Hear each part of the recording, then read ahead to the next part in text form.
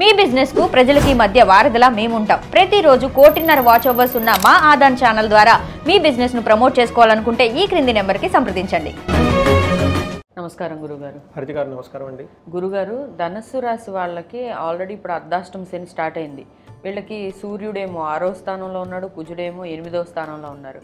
మరి ఈ రాశి వాళ్ళకి ఈ మే నెలలో అక్షయ తృతీయకి కొన్ని రాశులు అటు ఇటు మారుతున్నాయి అని చెప్పి చెప్తున్నారు కొన్ని గ్రహాలు. మరి ఈ రాశి వారి మీద వాళ్ళ ఇంపాక్ట్ ఎలా ఉండబోతుంది, అసలు ఏ రకంగా ఉండబోతుంది వీళ్ళకి మే నెల మొత్తం? సో మనం హరిత గారు చూసుకుంటే అక్షయ తృతీయ నుంచి మనకి మాసం స్టార్ట్ అయిపోతుంది. మనకు వైశాఖ మాసం ఎంటర్ అయిపోయామండి. వైశాఖ మాసం విష్ణుమూర్తికి అత్యంత ప్రీతికరమైన మాసం. వైశాఖ మాసం ఉదక దానం మహాపుణ్యం అని చెప్తారు. విష్ణు సమతుల్యం వస్తుంది అని మనకు చెప్తారంట. అంటే వైకుంఠం అంటారు కదండి, వైకుంఠ ప్రాప్తి, విష్ణులోక ప్రాప్తి అంటారు కదండి. ఈ మాసంలో అవి చేస్తే చాలా పుణ్యం. ఉదకం నారాయణం అని చెప్పేసి మనకు ఒక ప్రోవెర్బ్, ఒక సామెతలాగా ఉంటుందంటే మనం ఇచ్చే నీళ్ళే నారాయణుడు.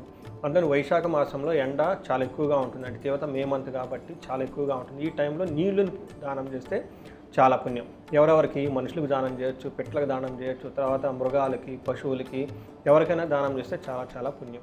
అయితే ఇంతకుముందు దానికి ఒక ప్రొసీజర్ ఉండేదండి. మనకి రాగి చెంబు తీసుకొని ఆ రాగి చెంబుకి మనకు పసుపు కుంకుమ పెట్టి అందులో కొంచెం ఏదైనా ఒక ఐటెం వేసి, కొంచెం గంధం కానీ లేదంటే పచ్చకర్పూరం కానీ ఒక యాలుక్ కానీ వేసి అది తాగడానికి వేరే వాళ్ళకి ఇవ్వాలి.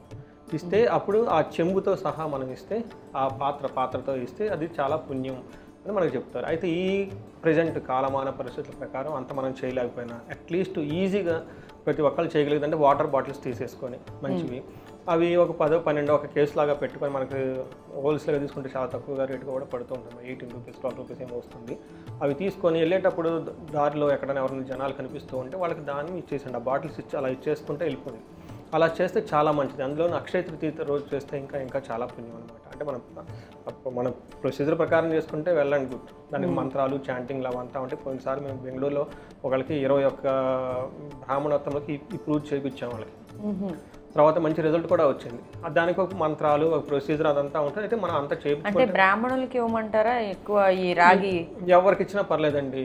ఓకే, పురుషోత్తములు మంచిగా ఉండి బాగా వాళ్ళని చూసి ఆశీర్వాదం ఇచ్చే వాళ్ళకి ఇవ్వాలండి. ఎవరు పడితే వాళ్ళకి ఇవ్వకుండా మరి వైన్ షాపుల దగ్గర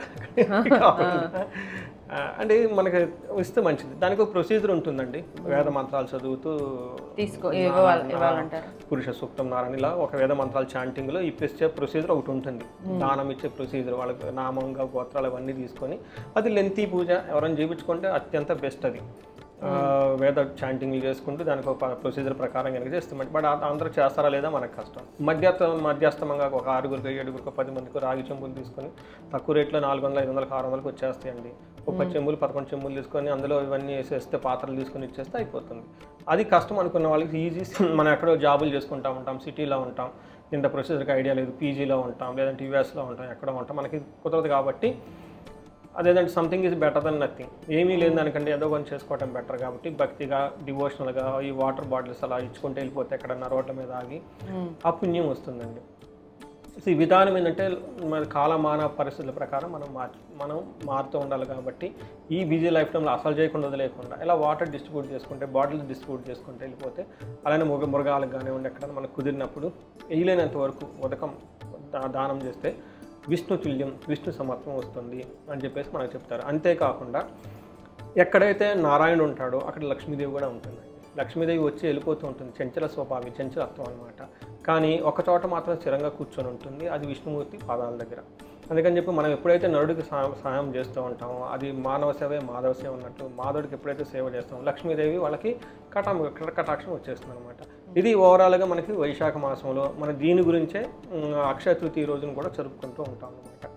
ఇప్పుడు మన ధనుసు రాశి వాళ్ళకి ఎలా ఉందో చూద్దాం. మీరు అడిగిన విధంగా వీళ్ళకి అర్ధాష్టమ శని స్టార్ట్ అయిందండి.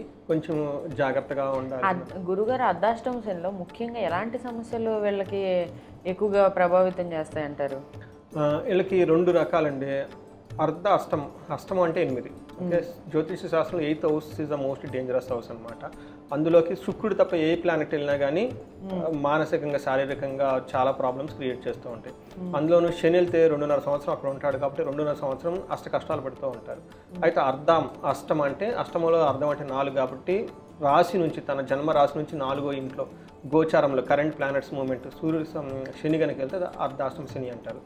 4వ స్థానాన్ని దాన్ని ఏమంటారంటే మదర్ స్థానం, ఓకే, మదర్ రిలేటెడ్. తర్వాత కుటుంబం స్థానం, కుటుంబం రిలేటెడ్. సుఖస్థానం, సుఖం రిలేటెడ్.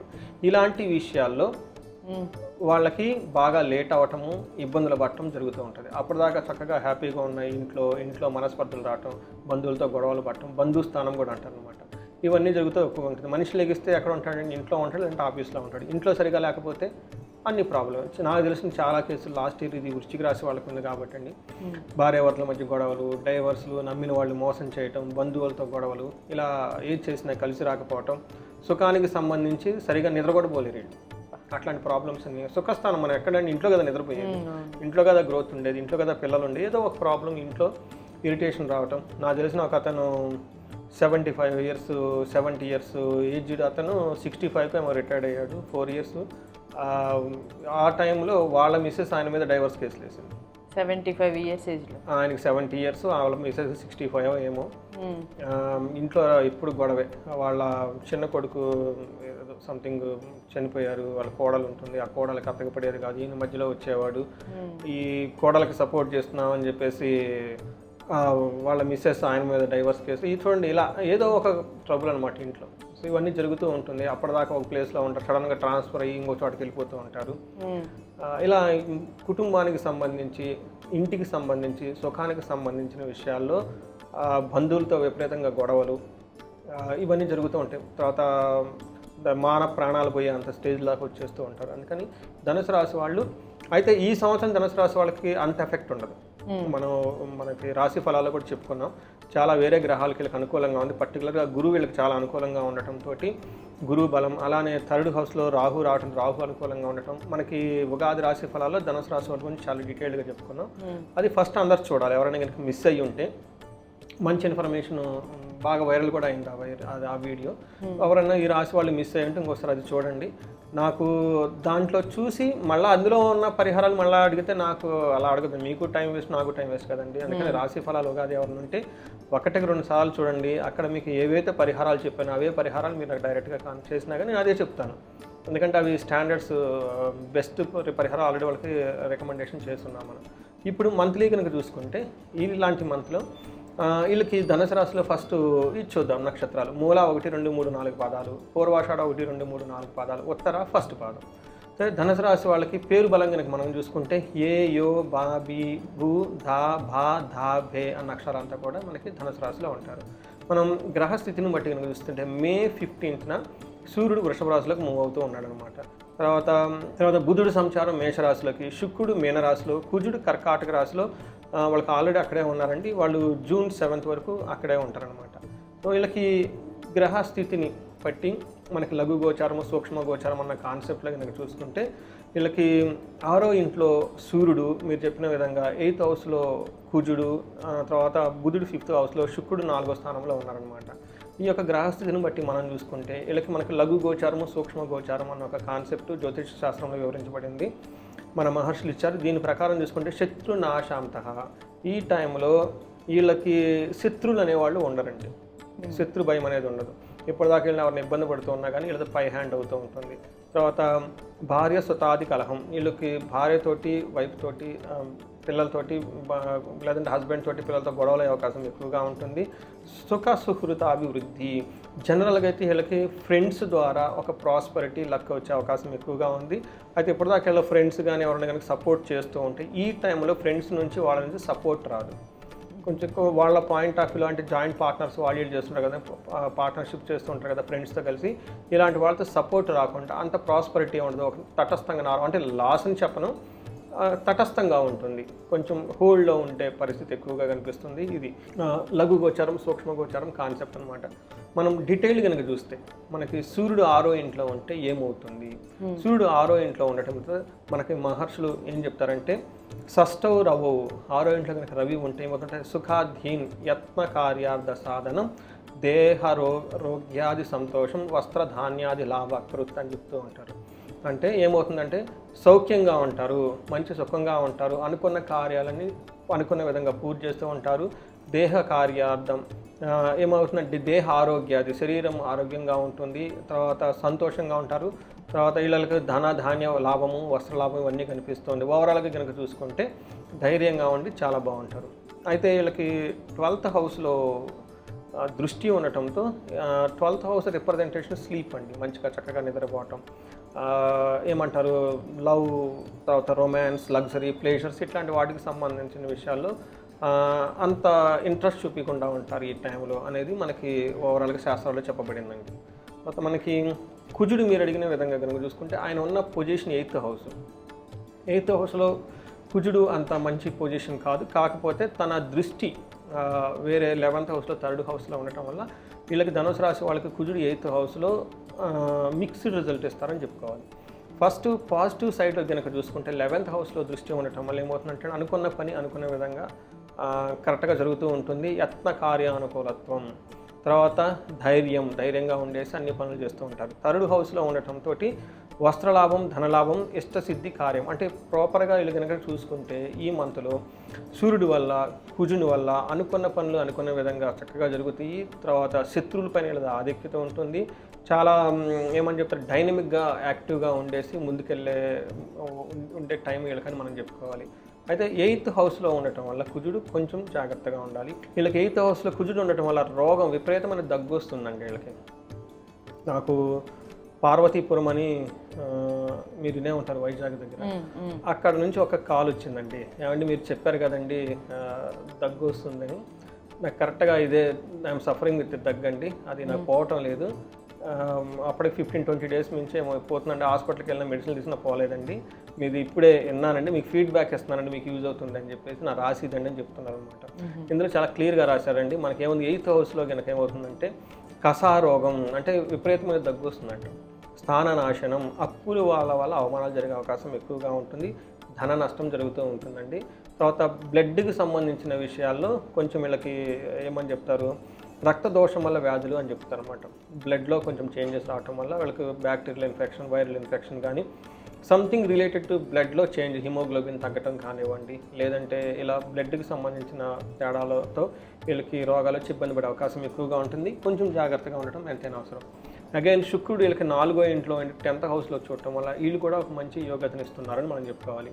ఏ విధంగా శుక్రుడు వీళ్ళకి హెల్ప్ చేస్తారంటే స్వబుద్ధిర్ బంధు సన్మానం, స్త్రీ సంభాషణ సంభ్రమ, పుత్ర మిత్ర కళాత్రాది, విద్యా గోష్ఠు సుఖే, భృగు అంటారు. సుఖే అంటే 4వ స్థానం, 4వ ఇంట్లో కనుక భృగు, ఇందాక కూడా మనం 4వ ఇంటికి శని గురించి మాట్లాడుకున్నామండి, సుఖస్థానం అంటారు. సో ఇక్కడ 4వ ఇంట్లో భృగు ఉండటం వల్ల, అంటే శుక్రుడు ఉండటం వల్ల బుద్ధి ప్రకారం ప్రవర్తిస్తూ ఉంటారు, అంటే మైండ్ చాలా బాగుంటుంది, బంధువులతో సన్మానం అప్రిషియేట్ చేస్తూ ఉంటారు, స్త్రీలతో మాట్లాడడానికి ఆసక్తి చూపిస్తూ ఉంటారు, అది పురుషులైతే. లేడీస్ అయితే జెంట్స్తో మాట్లాడడానికి ఎక్కువ ఇంట్రెస్ట్ చూపిస్తూ ఉంటారు.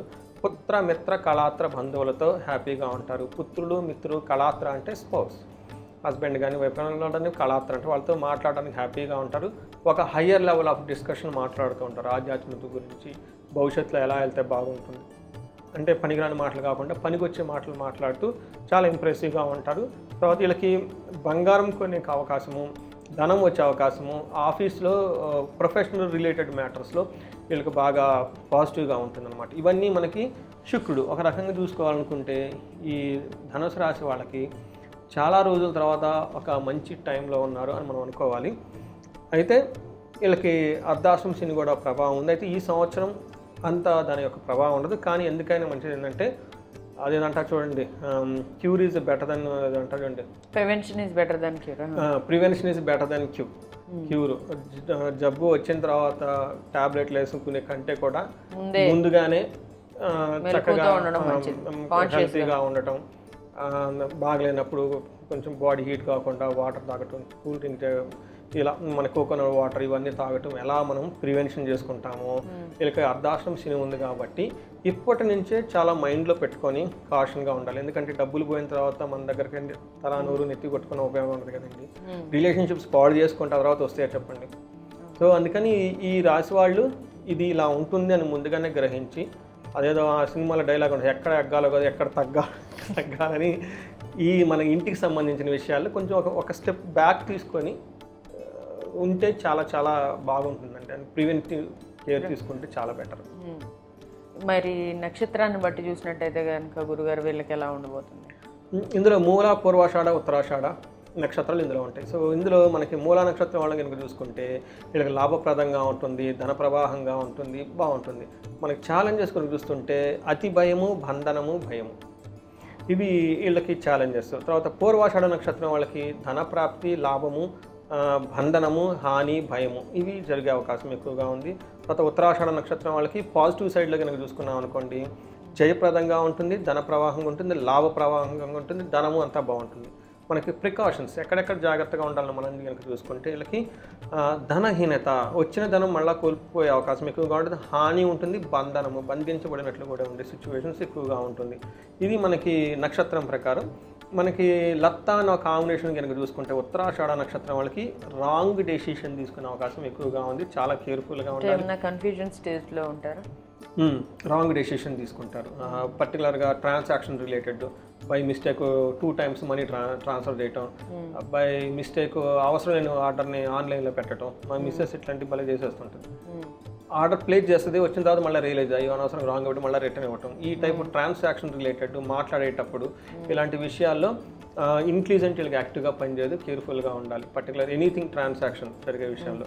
తర్వాత మనకి పూర్వాషాఢ, ఉత్తరాషాఢ నక్షత్రం వాళ్ళకి కొంచెం గ్యాస్ట్రైటిస్ వచ్చేసి చెస్ట్ పట్టినట్టు ఉండే అవకాశం ఎక్కువగా ఉంటుంది, కొంచెం కేర్ఫుల్గా ఉండాలి. పర్టికులర్గా హార్ట్ రిలేటెడ్ పేషెంట్స్ ఎవరైనా ఉంటే కేర్ఫుల్గా ఉండటం ఎంతైనా మంచిదండి. మరి వీళ్ళకి పరిహార మార్గాలు గురుగారు ఏం చేస్తే బాగుంటుంది అంటారు? ఈ సమస్య నుంచి వాళ్ళు అంటే కొంచెం ఇలాంటి బంధనం లాగా ఉంటుంది అంటున్నారు కదా, అలాంటి బంధనం నుంచి బయటపడాలంటే? మీరు బాగా అబ్జర్వ్ చేశారండి, వీళ్ళకి బుధుడు వల్ల బంధనము, బంధించబడినట్లయితే పరిస్థితి వస్తుంది. నాకు చాలామంది ఫోన్లు చేస్తారండి, బంధనం ఉన్న టైంలో ఇది వాళ్ళకి కరెక్ట్గా ఏమవుతుందంటే మ్యాచ్ అయిపోతుంది. ఏంటి బంధనం అంటే కన్ఫ్యూజన్ స్టేజ్లో ఎక్కువ ఉంటారు. అంటే ముందుకెళ్ళాలా, వెనక్కి వెళ్ళాలా, ఎలా ఉంటుంది ఏంటి, లేదంటే కొత్త బిజినెస్ స్టార్ట్ చేస్తున్నాను, బాగుంటుందా బాగుండదా, లేదంటే బిజినెస్ ఇప్పుడు ఏదో చేస్తున్నాను అది లాస్లో వచ్చేసింది, అసలు ఈ బిజినెస్ ఉంచుకుందామా తీసేద్దామా, మ్యారేజ్ వచ్చింది, అది ఎక్కడ ఎంగేజ్మెంట్ దాకా ఎక్కడో వచ్చేసింది, మధ్యలో వాళ్ళు ఎన్నికిపోయి ఇలా ఒక బంధించబడినట్లు ఉంటారు. అంటే ముందుకెళ్ళాలి, వెనక్కి వెళ్ళాలో తెలియదు, అసలు మంచి చేస్తున్నామో చెడు చేస్తున్నామో ఐడియా లేదు.